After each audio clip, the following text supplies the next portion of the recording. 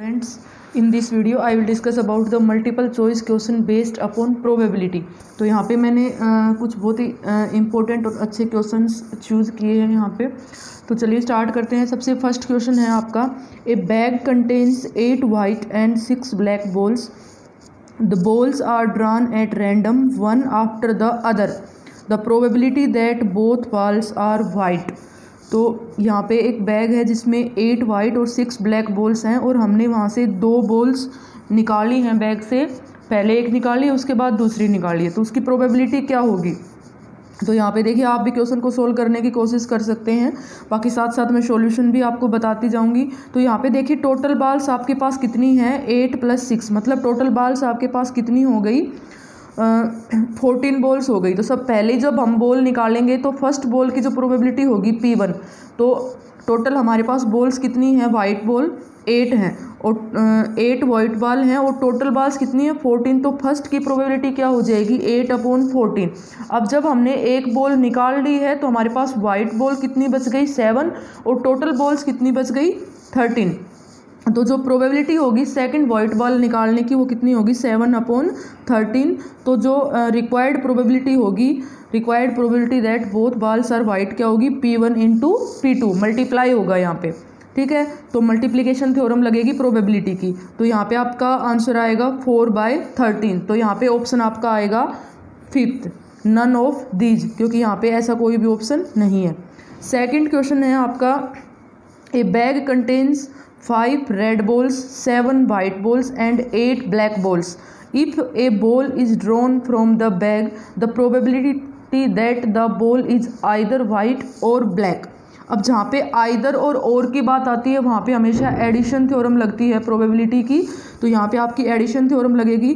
तो यहाँ पे पहले ये देख लीजिए टोटल बॉल्स कितनी है, 5 रेड है, 7 वाइट है और 8 ब्लैक बॉल है। तो टोटल जो बॉल हुई आपके पास वो कितनी हो गई, टोटल बॉल्स हैं आपके पास 20। तो आपको आइदर वाइट और ब्लैक, तो पहले वाइट की प्रोबेबिलिटी फाइंड आउट करेंगे। तो वाइट बॉल आपके पास 7 है, टोटल 20 है, तो वाइट बॉल की प्रोबेबिलिटी क्या होगी, 7/20। फिर ब्लैक बॉल की प्रोबेबिलिटी देखेंगे तो ब्लैक बॉल्स कितनी है आपके पास, 8, टोटल बॉल्स हैं 20। तो टोटल जो आपकी रिक्वायर्ड प्रोबेबिलिटी क्या होगी, वाइट और ब्लैक की ऐड हो जाएंगे, 7/20 + 8/20, आंसर आएगा आपका 3/4। तो यहाँ पे आपका फर्स्ट आंसर सही है, 3/4। नेक्स्ट क्वेश्चन है आपके पास, in a single throw of 2 dice find probability of a total 9 और 11। अब यहाँ पे देखिए फिर से और है, जब भी और हो तो वहाँ पे हमेशा एडिशन थ्योरम लगाएंगे प्रोबेबिलिटी की।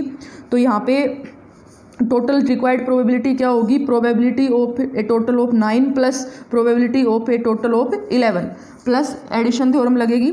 तो 9 आपकी आउटकम, कौन कौन सी आउटकम्स में आपको 9 एडिशन मिलेगा, 3, 6, 4, 5। तो आपके पास 4 यहाँ पे इस टाइप की आउटकम है जहाँ पे हमें 9 एडिशन मिलेगा। तो प्रोबेबिलिटी क्या होगी, ए टोटल ऑफ 9 की 4/36, क्योंकि यहाँ पे टोटल आउटकम्स कितनी होंगी आपकी 36, और यहाँ पे 9 का एडिशन है वो आउटकम कितनी है, 4। तो 4/36 मीन्स 1/9। इसी तरह हम प्रोबेबिलिटी निकालेंगे ए टोटल ऑफ 11। तो टोटल ऑफ 11 की प्रोबेबिलिटी आपकी सिर्फ यहाँ पे 2 आउटकम ऐसी होंगी जहाँ पे 11 आपका एडिशन आएगा। तो यहाँ पे 2/36 मीन्स 1/11। तो यहाँ पे ऐड हो जाएगी, रिक्वायर्ड प्रोबेबिलिटी आपकी क्या आएगी, 1/9 + 1/18 = 1/6। तो यहाँ पे इसका ऑप्शन नंबर 3 सही है। फोर्थ क्वेश्चन है आपका, a card is drawn from a well shuffled pack of cards, calculate probability for the card to be either a queen or a Jack. तो आपको either a queen or a Jack, तो फिर से यहाँ पे और है तो फिर से आपकी एडिशन थ्योरम लगेगी। तो यहाँ पे देखिए, आपको पता है कि किसी भी 52 कार्ड्स के अंदर आपके पास 4 क्वीन और 4 ही जैक होते हैं। तो पहले हम प्रोबेबिलिटी फाइंड आउट करेंगे क्वीन की, उसके बाद जैक की प्रोबेबिलिटी फाइंड आउट करेंगे। तो आपके पास जो रिक्वायर्ड प्रोबेबिलिटी होगी वो रिक्वायर्ड प्रोबेबिलिटी होगी आपके पास 2/13। तो इसका बी ऑप्शन सही है, 2/13। नेक्स्ट क्वेश्चन है आपके पास, when 2 unlike coins are tossed, unlike means different coins हैं, अनलाइक हैं, ठीक है, coins are tossed, what is the probability that head of coin first and tail of coin second falls uppermost? तो यहाँ पे 2 अनलाइक coins है, ठीक है, डिस्टिंग्विशेबल है यहाँ पे। तो टोटल जब हम कोई भी 2 अनलाइक कॉइन्स को टोस्ट करते हैं तो टोटल जो आपके पास आउटकम्स आती हैं वो क्या आती हैं, या तो फर्स्ट कॉइन का हेड, सेकंड का भी हेड, या फर्स्ट कॉइन का टेल, सेकंड का भी टेल, फर्स्ट कॉइन का हेड, सेकंड का टेल, फर्स्ट कॉइन का टेल और सेकंड का हेड। हमें प्रोबेबिलिटी किसकी चाहिए कि head of first coin and tail of second, head of first and tail of second. Total outcomes 4 हैं, रिक्वायर्ड आउटकम 1 है, तो प्रोबेबिलिटी कितनी आएगी 1/4। तो इसका आंसर आएगा आपका सेकंड। नेक्स्ट क्वेश्चन है आपके पास, when 3 similar coins are tossed what is probability that the coins show tails and probability that 2 coins show tails and 1 head. अब यहाँ पे सिमिलर कॉइन है, ठीक है, सिमिलर कॉइन्स हैं और हमें क्या बताना है कि 2 कॉइन्स टेल हों और 1 आपका हेड हो।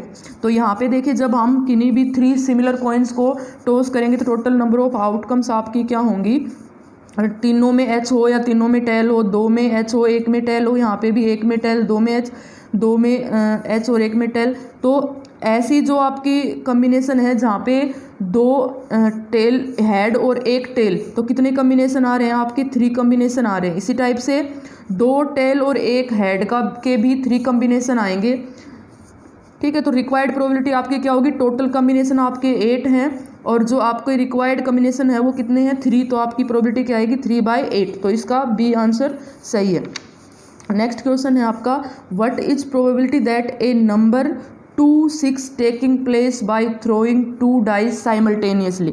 तो देखिए किन्हीं भी 2 डाइस को जब आप थ्रो करोगे तो उसके एक कॉइन के अंदर एक डाइस के अंदर आपका 2 आए और सेकंड डाइस में आपका 6 आए, तो ऐसा सिर्फ एक बार होगा, ठीक है। तो यहाँ पे टोटल आउटकम आपकी 36 हैं और जो रिक्वायर्ड है वो 1 है, तो यहाँ पे आपका आंसर आएगा 1/36। तो इसका ऑप्शन 1/36 सही है। अब नेक्स्ट क्वेश्चन है आपका, when n distinguishable particle distributed in 2 compartments, n distinguishable particle हैं to without any restriction then the number of microstates, number of microstates क्या होंगी। तो यहाँ पे इसका आंसर बी आपका सही होगा। जब भी इस टाइप का डिस्ट्रीब्यूशन होता है तो वहाँ पे नंबर ऑफ जो माइक्रोस्टेट होती हैं वो होती है NCR, n factorial upon r factorial into n minus r factorial. Next question है, what is thermodynamic probability. Thermodynamic probability क्या होती है, तो फर्स्ट ऑप्शन है total number of microstate of system, second है total number of macrostate of system, third है number of microstate in a given macrostate और fourth है नन। तो थर्मोडायनेमिक प्रोबेबिलिटी आपकी क्या होती है, number of microstate in a given macrostate. तो इसका थर्ड ऑप्शन सही है। नेक्स्ट क्वेश्चन है आपका, if n distinguishable particle are distributed in 2 compartments, n distinguishable particle हैं 2 कंपार्टमेंट में डिस्ट्रीब्यूट किए गए हैं, then for what value of r corresponding to most probable and least probable macrostate. तो आपको आर की वैल्यू बतानी है मोस्ट प्रोबेबल और लिस्ट प्रोबेबल मैक्रोस्टेट के लिए। तो यहाँ पे आर की वैल्यू आपकी क्या होती है, जब मोस्ट प्रोबेबल कम्बिनेशन के लिए आर की वैल्यू n/2 होती है और लिस्ट प्रोबेबल कम्बिनेशन के लिए आर की वैल्यू n भी होती है और 0 भी होती है। तो यहाँ पे इसका फोर्थ ऑप्शन आपका सही है। नेक्स्ट क्वेश्चन है आपका, फाइंड प्रोबेबिलिटी दैट इन ए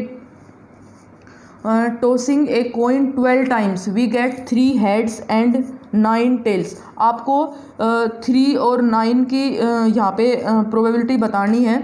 तो यहाँ पे देखिए इस टाइप के क्वेश्चन सोल्व करने के लिए आप क्या करोगे, आपको पता है किसी भी कम्बिनेशन की जो प्रोबेबिलिटी होती है वो क्या होती है NCR अपॉन 2n। तो यहाँ पे हमारे पास n क्या है 12 है, 12 कॉइन्स हैं और हमारे पास r की वैल्यू क्या है 3, s की वैल्यू 9 है, ठीक है। तो यहाँ पे हम ये फॉर्मूला सीधा यूज करेंगे तो आपके पास आंसर आएगा 144 × 10⁻⁻12। तो यहाँ पे इसका फर्स्ट क्वेश्चन ऑप्शन है वो सही है। तो this is all about the some important question based on probability. अगर आपको वीडियो पसंद आई हो तो इसको लाइक करें, शेयर करें और सब्सक्राइब करें। Thank you.